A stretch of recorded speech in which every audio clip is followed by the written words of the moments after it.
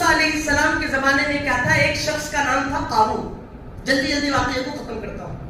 اب اس قارون بہت بڑا غریب، لاچار، مسکین، کچھ کھانے کو کھانا نہیں، پینے کو پانی نہیں، کچھ نہیں، انتہائی کمزور، لاغر. اب موسیٰ علیہ السلام سے دیکھا نہیں گیا. اب اللہ کے نبی بہت بڑے، اللہ کے برگزیدہ بندے، اللہ کے نبی رسول.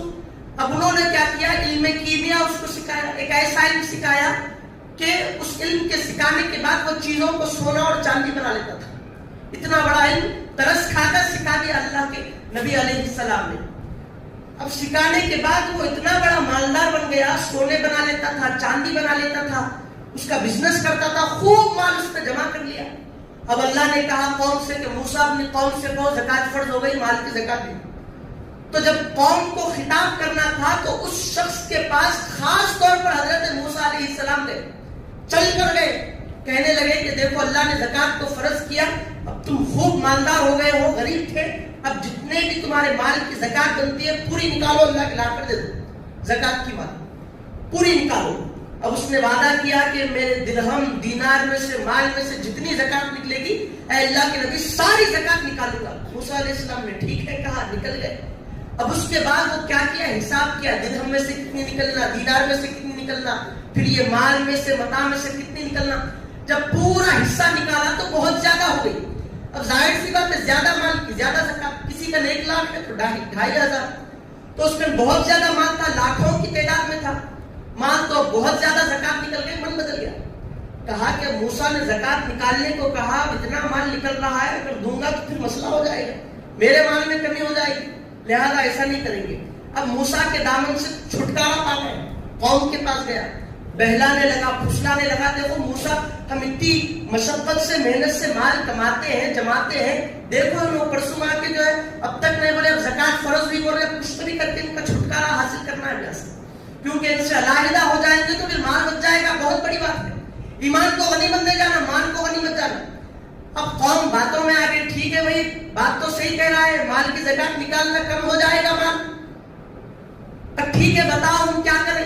تو اس نے کہا کہ دیکھو فلاں جگہ پہ ایک بدکار عورت ہے، بدچلن ہے، اس عورت کے پاس جاؤ، اس سے کہو کہ ہم اتنا اتنا مال دیں گے، اس کو بلا کر لاؤ. اب وہ خاتون آئی، بدکار بدچلن عورت آئی، کہنے لگا کہ 1000 دینار، 1000 اشرفیاں اور بہت سارا مال دیں گے.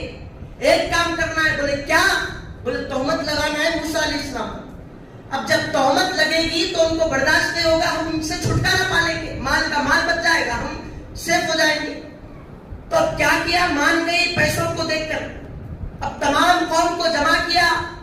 قارون نے، مالدار شخص نے، وہ بھی موسیٰ کی بدولت علیہ السلام مال ملا اس کو.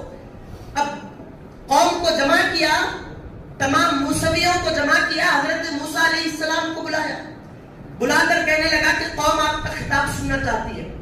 اب موسیٰ علیہ السلام کھڑے ہو گئے، کہا کہ بہت خطاب کیا، دیکھو جو گناہگار ہے اس کا یہ مسئلہ ہے، جو زنا کرتا ہے اس کو کوڑے لگائے جاتے ہیں، جو تہمت لگاتا ہے اس کے ساتھ یہ ہوتا ہے، کوئی شادی شدہ اگر زنا کیا، بدکار، بدچلن، بد حرکت کیا، بدکاری کیا تو اس کو سنسار کیا جائے گا. تو فوری وہ کھڑا ہو گیا، کہنے لگا کہ حتیٰ کہ اگر کوئی نبی بھی کام کرے، کوئی نبی بھی زنا کرے تو اس کو بھی کوڑے لگائے جائے. کہا کہ ہاں کوئی نبی بھی اگر غلط حرکت کرے تو اس کو بھی سزا دی جائے گی، جبکہ نبی محفوظ ہوتے ہیں، معصوم ہوتے ہیں ہر گناہ سے. اب واقعہ ختم ہو گیا. تو سامعین محترم اب کیا ہوا؟ اس نے کہا کہ اس عورت کا کہنا ہے کہ وہ اس نے آپ کے ساتھ بدکاری کی. کہا موسیٰ علیہ السلام جلال میں آ گئے، کون کہتی ہے بلایا جائے.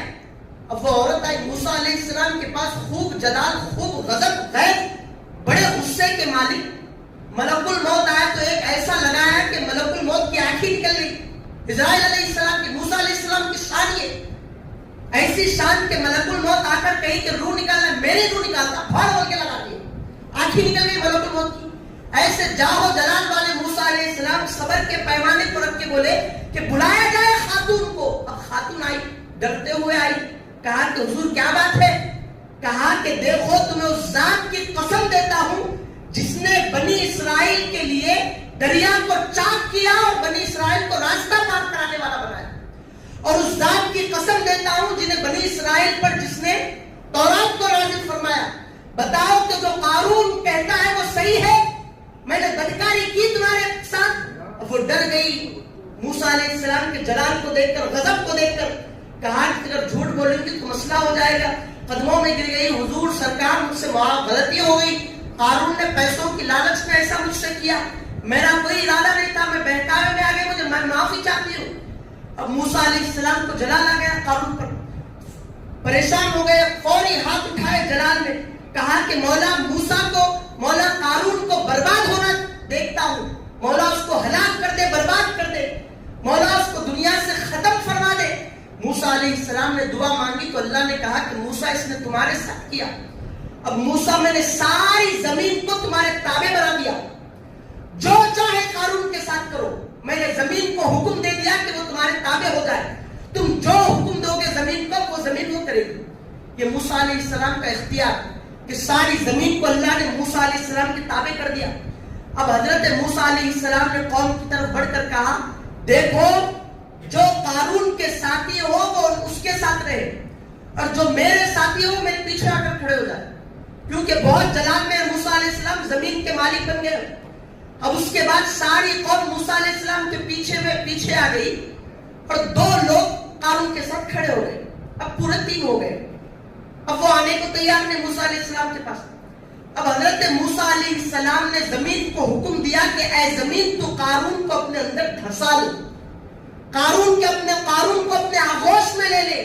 اب حکم موسوی تھا کہ زمین نے اپنے گوشے کو کھولا اور قارون اور اس کے 2 ساتھیوں کو دھسانا شروع کر. پیروں تک قارون اس کے ساتھی دھس گئے حکم موسوی کو دیکھ کر، پھر آہستہ آہستہ گھٹنوں تک دھس گئے. اب 2 ساتھیوں کو معلوم ہو گیا کہ ہم غلط میں تھے، معافی چاہتے ہیں، معاف کر دو. قارون معافی مانگ، کوئی صورت نہیں، نبی پر تو نے تہمت لگائی ہی کیسے؟ تو نے زکات کو نہ ادا کرتے ہوئے زکات سے بچنے کے لیے نبی پر کیسے تہمت لگائی؟ ان پر غلط باتیں کیسے باندھی؟ نہیں، کوئی بات نہیں مانی جائے.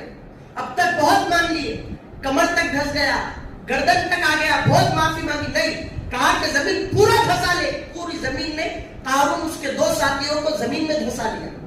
اس کے بعد اس کی سارے اب لوگ کہتے ہیں کہ پھر اس کے خزانے کے لیے موسیٰ علیہ السلام نے دھسا لیا. نہیں، اب موسیٰ علیہ السلام نے حکم دیا خزانے کو کہ قارون کا جتنا بھی سونا چاندی درہم و دینار جائیداد ہے سب زمین میں دھس جائے. اب سارا کا سارا مال زمین میں دھس گیا، وہ ہلاک ہو گیا.